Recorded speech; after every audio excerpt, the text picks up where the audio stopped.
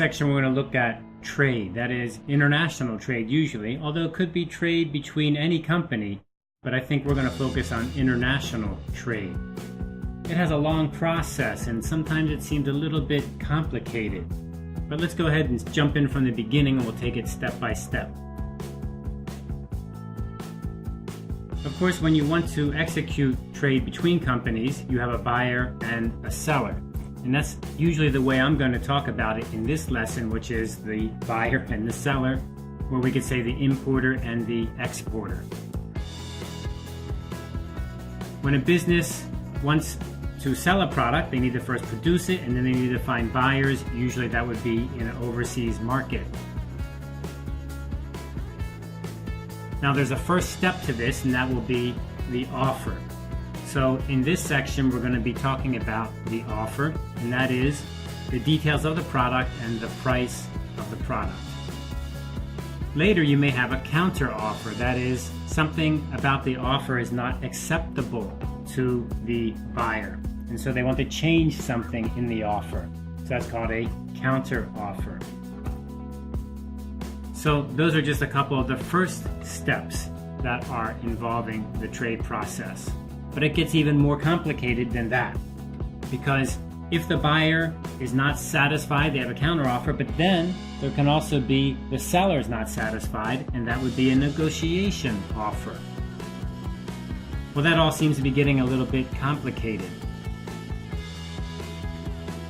What we're talking about is a back and forth or a negotiation.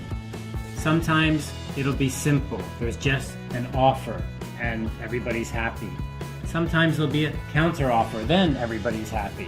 Sometimes there'll be a negotiation offer, then everybody's happy.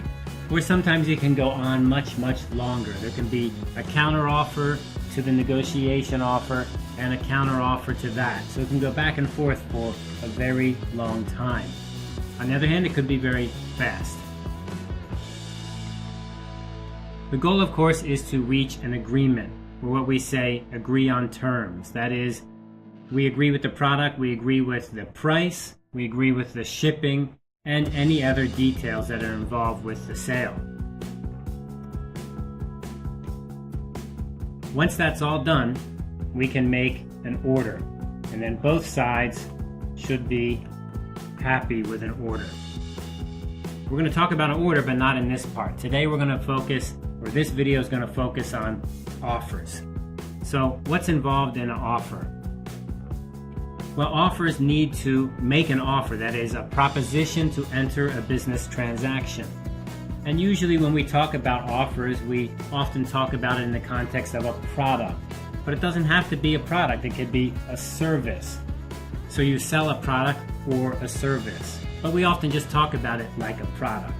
But in today's world, the service economy is huge, so it could be a service also. Again, it begins the same way. You have an offer. If someone agrees to an offer, it means that they're going to go ahead and be legally bound to fulfill their part of the agreement. And what that means is the buyer says, yes, I'll buy. Now you have to buy. You cannot say, oh, well, I changed my mind at the last minute. But it's also important to remember the seller will also be legally bound. So when a seller makes an offer, that means I will give you this product for $1,000. I cannot later then say, oh, well, no, it's $1,100. I can't change it. So that's what this legally bound means. So when you make an offer, you must be very careful to be clear in the offer, to make sure the offer is really what you can do, and to make sure you're not going to have to change the offer later. Don't offer the price if you're not sure. Don't offer the volume if you're not sure you can produce that much. So these are key points to the offer. Another way we can think of the offer is it's sometimes called a firm offer. F-I-R-M, firm offer. And the reason I like to think about it as a firm offer, it means it's unchangeable, cannot be changed. Now, of course, cannot be changed means that If the buyer agrees, then it cannot be changed. But if the buyer disagrees, if the buyer says, I don't like it, I wanted to make a counter offer, then in that case, the offer is over. It's not legally binding anymore. So if I tell you, I can sell this product to you 1 unit for $1,000 and you say no, then everything is over. I do not have to give you 1 unit for $1,000. Later, if you say, I want to buy it for $1,000, I can say no, because you refused. You refused my firm offer. On the other hand, if you accept my firm offer, I must give it to you. I cannot change and say, I changed my mind, or I can't not do it, or I'm out of stock, or I'm out of inventory. You really cannot use an excuse like that. So this is why I like to use this idea of firm offer, meaning unchanging. The offer must contain the details of the offer. So this will usually include things like price, shipping terms, the time frame of delivery, and any other details about the product, such as, for example, maybe your product has something special, like a special feature, or insurance, or some kind of color.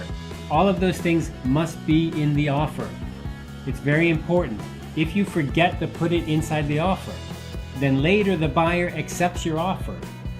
What are you going to do when the buyer says that you sent the wrong color? It's hard to argue you sent the right color because in your offer you did not make it clear.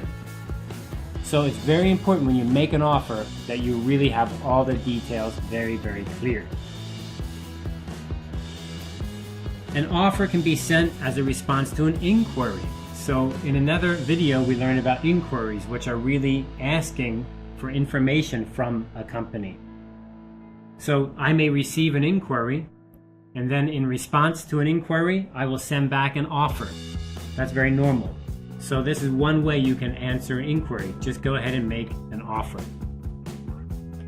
Offers often are normal business letters. That is, they have a heading, they have an opening, and they have a body and a closing.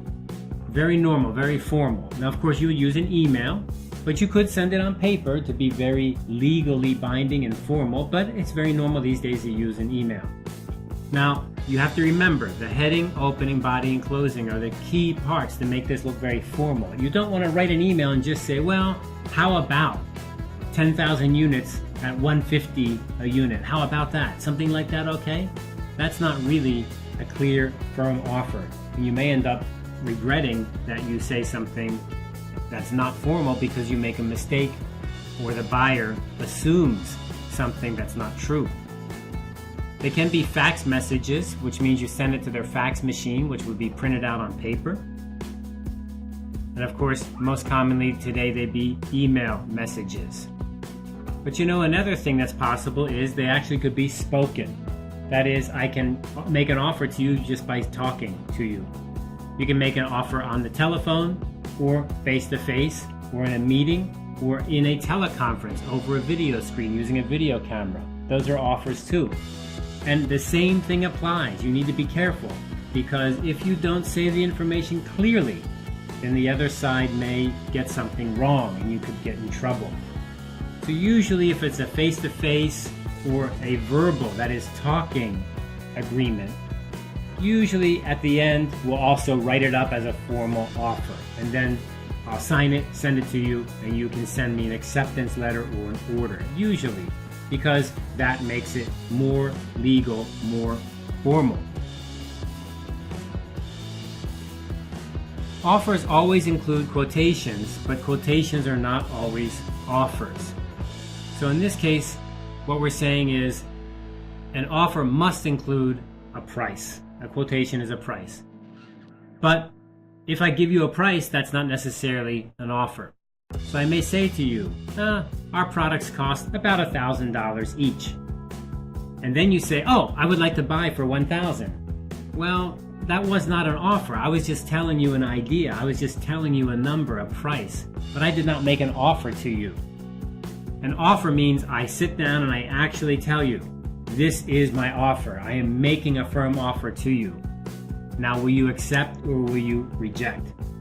So a firm offer must have a quotation, but a quotation is not always a firm offer. A quotation will include a time frame usually, and this time frame is a beginning and an ending time, which means I have a deadline, so it's a beginning and an ending time. So maybe today you open the letter and today is the beginning, and maybe 10 days later is the end.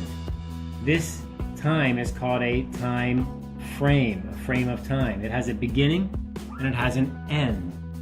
After that time, after 10 days, the offer is over, it's closed. If you say yes, it's already too late. I can change the price, I can change the units, I can even change the product, I can even tell you there's no way I can give it to you even if you want it.